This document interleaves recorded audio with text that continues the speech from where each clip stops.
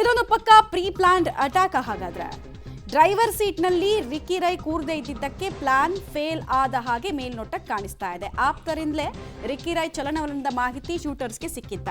Driver ಸೀಟ್ನಲ್ಲಿ Ricky ಇರಲಿಲ್ಲ, ಹೀಗಾಗಿ ಬದುಕುಳಿದಿದ್ದಾರೆ. ಡ್ರೈವರ್ ಸೀಟ್ನಲ್ಲಿ ರಿಕ್ಕಿ ಕೂರ್ತಾರೆ ಅನ್ನೋ ಅಂದಾಜಿನಲ್ಲೇ ದಾಳಿ ಅಂತ ಅಂದ್ರೆ ಇಷ್ಟೊತ್ತಿಗೆ ಆಚೆ ಬರ್ತಾರೆ, ಈ ಸೀಟಲ್ಲಿ ಕೂತ್ಕೊಳ್ತಾರೆ, ಇದೇ ದಾರಿಯನ್ನ ಹಿಡ್ಕೊಂಡು ಹೋಗ್ತಾರೆ. ಇನ್ಫ್ಯಾಕ್ಟ್ ಅವ್ರ ಮನೆಯಿಂದ ಎಕ್ಸಿಟ್ ಪಾಯಿಂಟ್ ಬಿಡದಿಯ ಹೈವೇ ತನಕ ಕೂಡ ನಮಗೆ ಅದೊಂದೇ ಎಕ್ಸಿಟ್ ಪಾಯಿಂಟ್ ಕಾಣಿಸೋದು. ಅದ್ ಬಿಟ್ರೆ ಇನ್ಯಾವುದೋ ಸಂಧಿ ರೋಡ್ ಕಾಣಿಸಲ್ಲ. ಸೊ ಆ ಟೈಮ್ ಎಕ್ಸಾಕ್ಟ್ಲಿ ಹೊಂಚಾಗಿ ಕೂರ್ತಾರೆ ಅಂತ ಅಂದ್ರೆ ತುಂಬಾ ತಿಂಗಳಿಂದ ಇವರ ಮೂಮೆಂಟ್ಸ್ ಅನ್ನ ಅಬ್ಸರ್ವ್ ಮಾಡಿರೋ ಸಾಧ್ಯತೆ ಇದೆ. ಸುತ್ತಲೂ ಕೂಡ ಕತ್ತಲು. ಘಟನಾ ಸ್ಥಳದ ಸುತ್ತ CCTVಗಳು ಇರಲಿಲ್ಲ, ಯಾಕಂದ್ರೆ ಸ್ವಲ್ಪ ಅದು ರಿಮೋಟ್ ಪ್ಲೇಸ್ನಲ್ಲಿ ಅವ್ರದ್ದು ಫಾರ್ಮ್ ಹೌಸ್ ಇರೋದು. ಹೀಗಾಗಿ CCTVಗಳು ಇರಲಿಲ್ಲ. ಈಗ ನಮ್ಮ ಸಿಟಿನಲ್ಲಿ ಆಗಿದ್ರೆ ಎಲ್ಲ ಕಡೆ ಗಲ್ಲಿಗೊಂದು CCTV ಇರ್ತಾ ಇತ್ತು. ರಿಕ್ಕಿ ರೈ ಮನೆಯ ಅಕ್ಕಪಕ್ಕ ಕೂಡ ಮನೆಗಳಿಲ್ಲ, ಬಿಕಾಸ್ ಅವ್ರದೇ ಲೇಔಟ್ ಇದೆ ಅಲ್ಲಿ. ಅವ್ರ ಮನೆಗೆ ಯಾರ್ಯಾರು ಹೋಗಿರ್ತೀರೋ ಅವ್ರಿಗೆ ಅಂದಾಜಿರುತ್ತೆ. ರಿಕ್ಕಿ ರೈ ಪ್ರತಿ ಚಲನವಲನದ ಮಾಹಿತಿ ಕೂಡ ಪಡೆದೇ ದಾಳಿಗೆ ಸಂಚನ್ನ ಮಾಡಿರೋದು ಸ್ಪಷ್ಟವಾಗ್ತಿದೆ ಇದರಲ್ಲಿ. ಈ ಹಿಂದೆ ಮುತ್ತಪ್ಪರೈ ಅವ್ರ ಮೇಲೆ ಕೋರ್ಟಲ್ಲಿ ಅಟ್ಯಾಕ್ ಆಗಿತ್ತಲ್ಲ, ಅದೆಲ್ಲ ಘಟನೆಗಳು ಒಂದ್ ರೀತಿ ನೆನಪು ಬರುತ್ತೆ, ಹಿಸ್ಟ್ರಿ ನೆನಪು ಬರುತ್ತೆ. ಗನ್ಮ್ಯಾನ್ ಇಲ್ಲದ ಹೊತ್ತಲ್ಲಿ ಈ ದಾಳಿ ಆಗಿದೆ. ಇವತ್ತು ಗನ್ಮ್ಯಾನ್ ಇರಲ್ಲ, ಅವ್ರು ಆಚೆ ಬರ್ತಾರೆ, ಎಲ್ಲ ಮಾಹಿತಿ ಆಪ್ತ ವಲಯದಿಂದ ಸೋರಿಕೆ ಆಗಿತ್ತು ಅಂತ. ಮನೆ ಆಚೆ ಬರೋ ಸಮಯದಲ್ಲಿ ದಾಳಿಗೆ ಯತ್ನ ಮಾಡಿದ್ದಾರೆ, ಬಟ್ ಅದು ವಿಫಲ ಆಗಿದೆ. 2 ದಿನದ ಹಿಂದಷ್ಟೇ ರಷ್ಯಾದಿಂದ ವಾಪಸ್ ಆಗಿದ್ರು ರಿಕ್ಕಿ ರೈ. ಇವರು ಮತ್ತು ಇವ್ರ ಸಹೋದರ ಕಂಪ್ಲೀಟ್ ಆಗಿ ವಿದೇಶದಲ್ಲೇ ಶಿಫ್ಟ್ ಆಗ್ಬಿಟ್ಟಿದ್ದಾರೆ. ಆಕ್ಚುಲಿ ಇಲ್ಲಿಗೆ ಬರೋದು ರೇರ್ ಆಗ್ಬಿಟ್ಟಿದೆ. ಅಲ್ಲಿನ ವ್ಯವಹಾರಗಳನ್ನ ನೋಡ್ಕೊಂಡು ಅಲ್ಲೇ ಸೆಟಲ್ಡ್ ಇದ್ರು. ನಿನ್ನೆ ಬೆಂಗಳೂರು ಮನೆಗೆ ರಿಕ್ಕಿ ರೈ ಹೊರಟಿದ್ರು ಮಧ್ಯರಾತ್ರಿಯಲ್ಲಿ. ಮನೆಯಿಂದ ಹೊರಟು ಮತ್ತೆ ಬಿಡದಿ ಮನೆಗೆ ವಾಪಸ್ ಆಗಿರ್ತಾರೆ ರಿಕ್ಕಿ ರೈ ಅನ್ನೋದು ಗೊತ್ತಾಗ್ತಾ ಇದೆ. ಕ್ರೈಮ್ ಸೀನ್ಗೂ ಮುಂಚೆ ಏನಾಗಿತ್ತು ಅಂತ. ಬಳಿಕ ಮತ್ತೆ ಬೆಂಗಳೂರು ನಿವಾಸಕ್ಕೆ ಹೊರಟಾಗ ದಾಳಿಯನ್ನ ಮಾಡಿದ್ದಾರೆ, ಬಟ್ ದಾಳಿ ವಿಫಲವಾಗಿದೆ. ಸ್ಥಳದಲ್ಲಿ ಒಂದು ಬೇಸಿಕ್ ಸೆಟ್ ಮೊಬೈಲು, ಬುಲೆಟ್, ಅಂದ್ರೆ ಯಾರ್ದೋ ಒಬ್ರದ್ದು ಇಶಾರೆ ಇತ್ತು, ಆಮೇಲೆ ಕಾಂಟ್ಯಾಕ್ಟ್ ಅಲ್ಲಿ ಯಾರೋ ಇದ್ರು ಅನ್ನೋದೆಲ್ಲ ಗೊತ್ತಾಗುತ್ತೆ.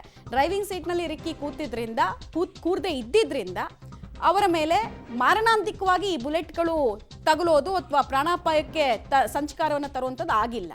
ಹೀಗಾಗಿ ಡ್ರೈವಿಂಗ್ ಸೀಟನ್ನ ಟಾರ್ಗೆಟ್ ಮಾಡಿದಂತಹ ಹಂತಕರ ಯತ್ನ ವಿಫಲವಾಗಿದೆ. ಪೊಲೀಸರು ಇನ್ವೆಸ್ಟಿಗೇಷನ್ ಮಾಡ್ತಾ ಇದ್ದಾರೆ. ಬೇಸಿಕ್ ಮೊಬೈಲ್ ಅಂತ ಹೇಳಿದ್ರೆ ಟವರ್ ಲೊಕೇಶನ್ ಡಂಪ್ ಎಲ್ಲ ತೆಗಿಸ್ತಾರೆ ಈಗ ಪೊಲೀಸರು, ಯಾರು ಮಾಡಿದ್ದು ಏನ್ ಕತೆ ಇದ್ರೆ. ಅಲ್ಲೇ ನಾಶ ಮಾಡಿದ್ರೆ ಕಷ್ಟ. ರೈಟ್ ಡೀಟೇಲ್ಸ್ ಕೊಡ್ತಾರೆ ವಿನಯ್. ಪ್ರೀ ಪ್ಲಾನ್ಡ್ ಅಟ್ಯಾಕ್ ಅನ್ನೋದಕ್ಕೆ ಸಾಕಷ್ಟು ಪುಷ್ಟಿ ಕೊಡುವಂತಹ ಸಾಕ್ಷಿಗಳು ಸ್ಥಳದಲ್ಲೇ ಕ್ರೈಮ್ ಸೀನಲ್ಲೇ ಸಿಗ್ತಾ ಇದೆ. ಸೊ ಏನೇನ್ ಮಾಹಿತಿ ಇದೆ ಸದ್ಯಕ್ಕೆ? ಲಾಸ್ಟ್ ಒಂದು 3 to 4 months ಅಲ್ಲಿ ಯಾರ ಜೊತೆ ಆದ್ರೂ ಗಲಾಟೆ ಆಗಿದ್ದು ಆ ಥರದ್ದೇನಾದ್ರೂ ಅನುಮಾನಗಳು ಇದಾವ ಅಲ್ಲಿ? ಖಂಡಿತ ಆ ರೀತಿಯ ಒಂದಷ್ಟು ಅನುಮಾನಗಳು ಕೂಡ ಇಲ್ಲಿ ವ್ಯಕ್ತವಾಗ್ತಾ ಇರುವಂಥದ್ದು. ಯಾಕಂದರೆ ಭಾಳ ಪ್ರಮುಖವಾಗಿ ರಿಕ್ಕಿ ರೈ ಅವರು ವಿದೇಶದಲ್ಲೇ ಹೆಚ್ಚಿನ ಸಮಯವನ್ನು ಕಳೀತಾ ಇದ್ರು. ಆದರೆ ಅಲ್ಲಿ ಸಮಯ ಸಿಕ್ಕಾಗಂಥ ಸಂದರ್ಭದಲ್ಲಿ ಮಾತ್ರ ಈ ಒಂದು ಬಿಡದಿ ಮನೆಗೆ ಬರ್ತಿದ್ರು. ಬೆಂಗಳೂರಿಗೆ ಬಂದಂಥ ಸಂದರ್ಭದಲ್ಲಿ ಅಧಿಕ ಸಮಯವನ್ನು ಈ ಬಿಡದಿ ಮನೆಯಲ್ಲಿ ಕೂಡ ಕಳೀತಿದ್ರು ಅಂತ ಕೂಡ ಹೇಳಲಾಗ್ತಾ ಇರುವಂಥದ್ದು. ಈಗಾಗಲೇ ಈ ಒಂದು ಬಿಡದಿ ಮನೆಯಲ್ಲಿರುವಂಥ ಏನೋ ಇಂಟೀರಿಯರ್ ವರ್ಕ್ಗೆ ಹಾಳಾಗಿತ್ತು. ಆ ನಿಟ್ಟಿನಲ್ಲಿ ಇಂಟೀರಿಯರ್ ಕೆಲಸವನ್ನು ಕೂಡ ಮಾಡಿಸ್ತಾ ಇದ್ರು. ಅದನ್ನು ನೋಡ್ಲಿಕ್ಕೆ ಸಲುವಾಗಿ ನಿನ್ನೆ ಅವರು ಈ ಮನೆಗೆ ಬಂದಿದ್ರು ಅಂತ ಕೂಡ ಹೇಳಲಾಗ್ತಾ ಇರುವಂಥದ್ದು. ಇಲ್ಲಿ ಸಾಕಷ್ಟು ಸಮಯವನ್ನು ಕಳೆದ ಬಳಿಕ ಇಲ್ಲಿಂದ ಸುಮಾರು 10 ಗಂಟೆ ವೇಳೆಗೆ ಅವರು ಊಟಕ್ಕೆ ಹೋಗಿರ್ತಾರೆ. ಊಟವನ್ನು ಮಾಡಿಕೊಂಡು ಮತ್ತೆ ಇದೇ ಮನೆಗೆ ವಾಪಸ್ ಬರ್ತಾರೆ. ಬಳಿಕ ಬೆಂಗಳೂರಿನ ಸದಾಶಿವನಗರ ಮನೆಗೆ ಹೋಗುವಂಥ ಸುಮಾರು 12:30 ಸಂದರ್ಭದಲ್ಲಿ ಈ ಒಂದು ಅಟ್ಯಾಕ್ ನಡೆದಿರುವಂಥದ್ದು. ಆ ನಿಟ್ಟಿನಲ್ಲೂ ಕೂಡ ಪೊಲೀಸ್ನವರು ಇವರ ಕಂಪ್ಲೀಟ್ ಆದಂಥ ಚಲನವಲನಗಳ ಮೇಲೂ ಕೂಡ ಈಗಾಗಲೇ ನಿಗಾವನ್ನು ಇಟ್ಟಿರುವಂಥದ್ದು. ಅಂದರೆ ಇವರು ಎಷ್ಟೊತ್ತಿಗೆ ಇಲ್ಲಿಗೆ ಬಂದರು, ಎಷ್ಟೊತ್ತಿಗೆ ಹೋಗಿದ್ರು, ಇವ್ರನ್ನ ಯಾರ್ಯಾರಾದರೂ ವಾಚ್ ಮಾಡ್ತಿದ್ರು ಅನ್ನೋದ್ರ ಬಗ್ಗೆ ಕೂಡ ಕಂಪ್ಲೀಟ್ ಆಗಿ ಪೊಲೀಸ್ನವರು ಮಾಹಿತಿಯನ್ನು ಪಡೆದುಕೊಂಡಿರುವಂಥದ್ದು. ಜೊತೆಗೆ ಸಾಕಷ್ಟು ಇವ್ರಿಗೆ ಇದ್ದಂಥ ಈ ಸದ್ಯ ಒಂದಷ್ಟು ಕೋರ್ಟ್ನಲ್ಲಿ ವ್ಯಾಜ್ಯಗಳಿತ್ತು. ಜೊತೆಗೆ ಒಂದಷ್ಟು ಅಂದರೆ ಇವ್ರನ್ನ ಯಾರು ಹಿಂದೆ ಎಲ್ಲ ಟಾರ್ಗೆಟ್ ಮಾಡಿದ್ರು, ಇವ್ರ ಮೇಲೆ ಯಾರು ಅಗೆಯನ್ನು ಸಾಧಿಸ್ತಾ ಇದ್ರು ಅಂಥವ್ರ ಮೇಲೂ ಕೂಡ ಈಗ ಪೊಲೀಸರು ಅನುಮಾನವನ್ನು ವ್ಯಕ್ತಪಡಿಸಿ ಅವರೆಲ್ಲರನ್ನೂ ಕೂಡ ವಿಚಾರಣೆ ಮಾಡುವಂಥ ಸಾಧ್ಯತೆ ಕೂಡ ಇದೆ. ಬಹಳ ಪ್ರಮುಖವಾಗಿ ರಿಕ್ಕಿ ರೈ ಅವರ ಮೊದಲ ಪತ್ನಿಯವರನ್ನು ಕೂಡ ಸಾಕಷ್ಟು ಅನುಮಾನ ಅವ್ರ ಮೇಲೂ ಇರೋದ್ರಿಂದಾಗಿ ಅವರನ್ನು ಕೂಡ ವಿಚಾರಣೆ ಮಾಡುವಂಥ ಸಾಧ್ಯತೆ ಇದೆ. ನಿತಿನ್ ಎಸ್ಟೇಟ್ ಅನ್ನೋ ಒಂದು ಕಂಪನಿ ಏನಿದೆ, ಆ ಒಂದು ಕಂಪನಿಯ ಭೂ ವ್ಯಾಜ್ಯ ವಿಚಾರಕ್ಕೆ ಸಾಕಷ್ಟು ತಿಕ್ಕಾಟ ಕೂಡ ನಡೀತಾ ಇತ್ತು ಅವರ ಇವರ ನಡುವೆ ಅನ್ನೋದ್ರು ಕೂಡ ಮೇಲ್ನೋಟಕ್ಕೆ ಗೊತ್ತಾಗ್ತಾ ಇದೆ. ಆ ನಿಟ್ಟಿನಲ್ಲಿ ಆ ಒಂದು ನಿತೀಶ್ ಎಸ್ಟೇಟ್ ಅನ್ನೋ ಒಂದು ಕಂಪ್ನಿ ಏನಿದೆ, ಆ ಕಂಪ್ನಿ ಬಗ್ಗೆ ಕೂಡ ಕಂಪ್ಲೀಟ್ ಆದಂಥ ಮಾಹಿತಿಯನ್ನು ಪೊಲೀಸ್ನವರು ಕಲೆ ಹಾಕ್ತಾ ಇದ್ದಾರೆ.